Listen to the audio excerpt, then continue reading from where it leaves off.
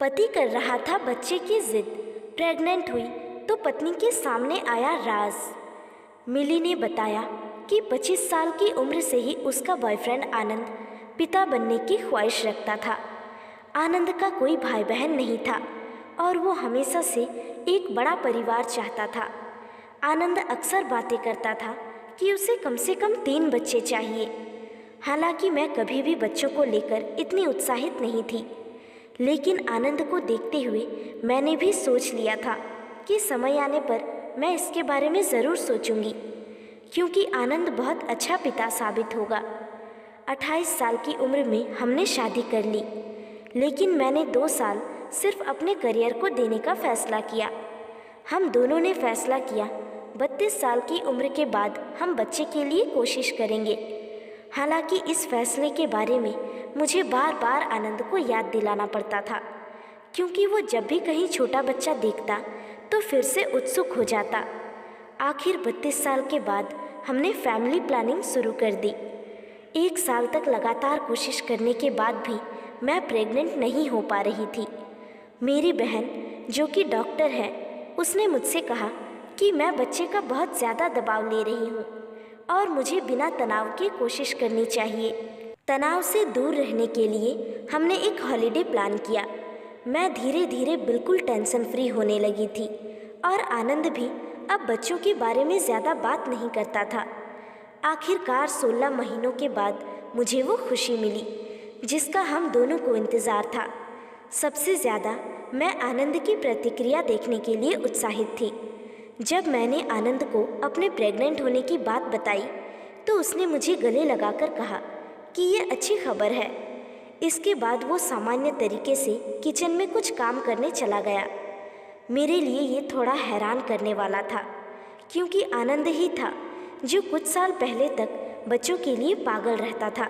मेरे मन में अपनी प्रेगनेंसी को लेकर हमेशा एक तस्वीर रहती थी कि आनंद मेरे साथ अल्ट्रासाउंड कराने जा रहा है, थके होने पर मेरे पैरों की मालिश कर रहा है और बेबी की किक सुनने के लिए बार बार मेरे पेट पर हाथ रख रहा है। हालांकि ये तस्वीर अब बिल्कुल उलट थी। डॉक्टर के पास चलने के लिए आनंद को बार बार बोलना पड़ता था। वो हर समय काम में व्यस्त रहता था और समय मिलते ही जिम या दोस्तों के पास चला जाता था। आखिरकार एक दिन जब आनंद देर रात घर आया तो मुझसे रहा नहीं गया और मैंने उसके इस बदले व्यवहार के बारे में पूछ लिया। मैंने कहा कि इतने सालों तक वो बच्चे को लेकर परेशान था और जब मैं प्रेग्नेंट हुई तो फिर वो कोई दिलचस्पी क्यों नहीं दिखा रहा है। इसके बाद आनंद ने जो जवाब दिया वो सुनकर मुझे एक तेज झटका लगा। आनंद ने कहा कि वो अब बच्चा नहीं चाहता और इस बात का एहसास उसे देर से हुआ। हमारे बीच जब ये बातें हो रही थी तब मैं 7 महीने की प्रेग्नेंट थी। आगे के 2 महीने मुझे बिल्कुल धुंधले दिखाई दे रहे थे। वो रात मेरी कैसे गुजरी मुझे कुछ समझ नहीं आया। अगले दिन आनंद ने कहा कि वो घर छोड़कर जाना चाहता है। मुझे लगा कि उसे शायद एक ब्रेक की ज़रूरत है और कुछ दिनों में वो माफ़ी मांगते हुए लौट आएगा। मैंने 1 हफ्ते तक इस बारे में किसी को नहीं बताया, लेकिन समय बीतने पर मैंने उसकी छोटी बहन को इस बात की जानकारी दी। वो उसी दिन मेरे पास आ गई। आनंद की बहन का भी यही कहना था कि वो कुछ दिनों में अपने आप लौट आएगा, पर ऐसा नहीं हुआ। डिलीवरी के वक्त आनंद की बहन मेरे साथ थी। उसने आनंद को फ़ोन पर बताया कि हमारी बेटी हुई है। उसने बोला कि वो जल्द ही लौट आएगा, लेकिन बाद में खबर आई कोरोना की वजह से उसने अपना प्लान टाल दिया है।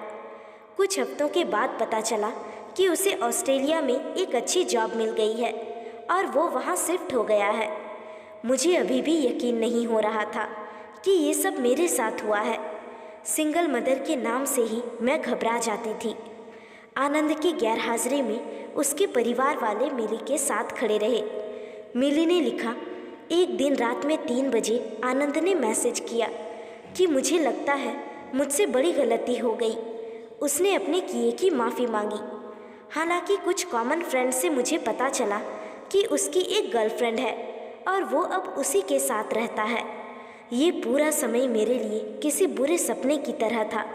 मेरे जीने की वजह बस मेरी बेटी है।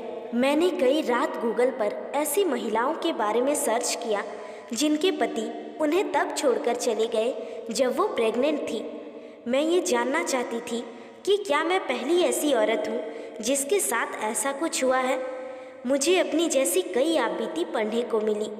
मिली का कहना है कि वो अपनी कहानी इसलिए शेयर नहीं कर रही कि उसका पति वापस आ जाए, बल्कि इन हालात से गुजर रही दूसरी महिलाओं को बताना चाहती थी कि वो अकेली नहीं है।